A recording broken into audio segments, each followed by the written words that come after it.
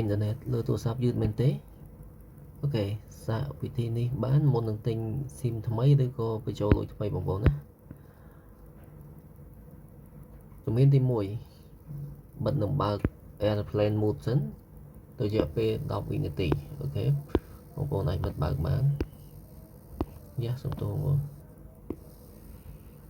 បិទបើក airplane mode 10វិនាទីបើកវិញអូខេចំណុចទី1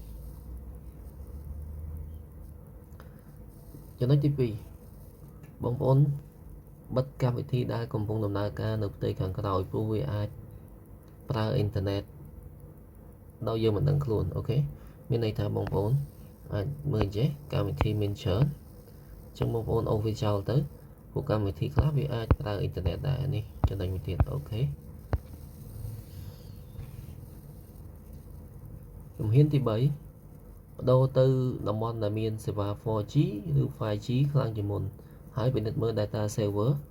ត្រូវបានបិទឬនៅអូខេអញ្ចឹងបងប្អូនចូលទៅ setting មក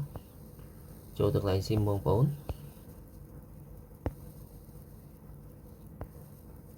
ចូលកន្លែង SIM ហ្នឹងទៅឬក៏នេះ data saver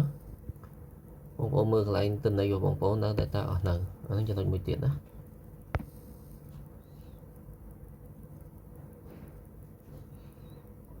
បើ